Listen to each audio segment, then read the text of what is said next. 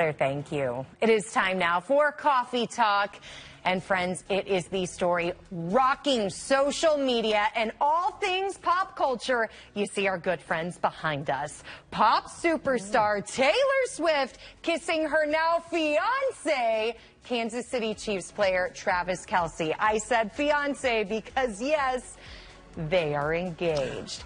And you know that by now because they announced it in a very public way on Instagram, where the duo have a combined 290 million followers. Takes 3 of us to get there. Yeah, and they're just 2 people. I know. Yeah. So begs the question, in today's digital world where news travels instantly, how do you make really big announcements?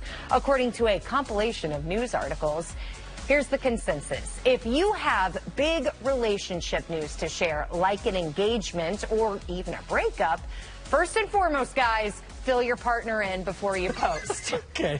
That is key. Thanks for the tip. That's what the internet says. That makes a lot of sense. So apparently we're divorced? When did that you happen? posted it.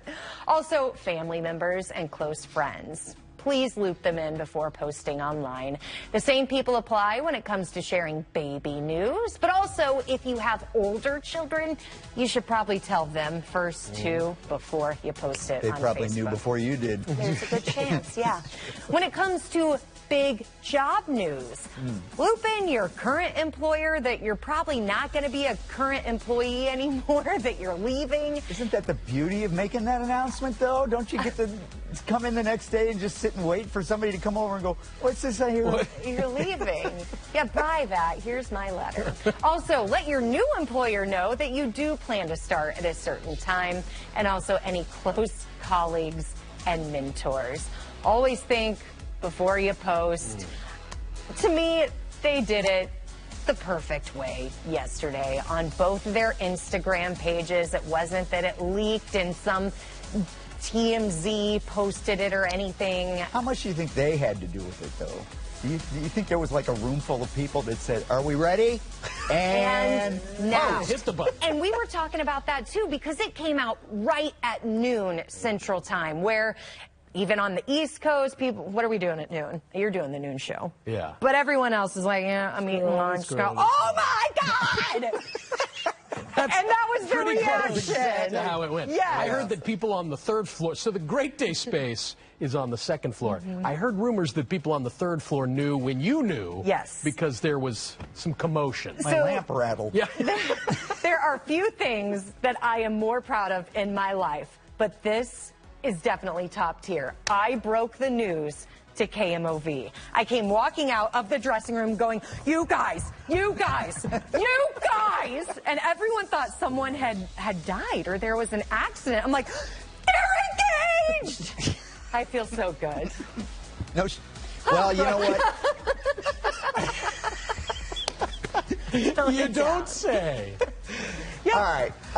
It didn't take too long for us to find out the details about the big engagement. Thank you, Laura. Because the father of the groom, Ed Kelce, everybody knows Ed, of course, spilled the beans in an interview with a television station up there in Cleveland. I love it. Now, one question that the reporter was not shy to ask was if Ed was going to be on the hook for the cost of the rehearsal dinner. That's a good question. Inquiring minds. That's fair. And Ed said he thinks Travis is going to help him out with that one. Generous. So obviously, because Travis has the money to do so.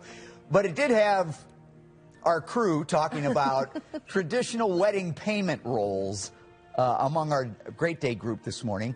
So it used to be that the bride's family typically covered the wedding ceremony and the reception costs, and the groom's family paid for the rehearsal dinner and the honeymoon expenses. I'd never heard that. Yeah, that is news to me. The bride and groom usually pay for the rings and the officiant fees, but does it still happen, or is it sort of shifting? I have never heard. Well, I mean, you could gift, I guess if you were well off, you could gift your kids a honeymoon. Yeah. But I've never heard that.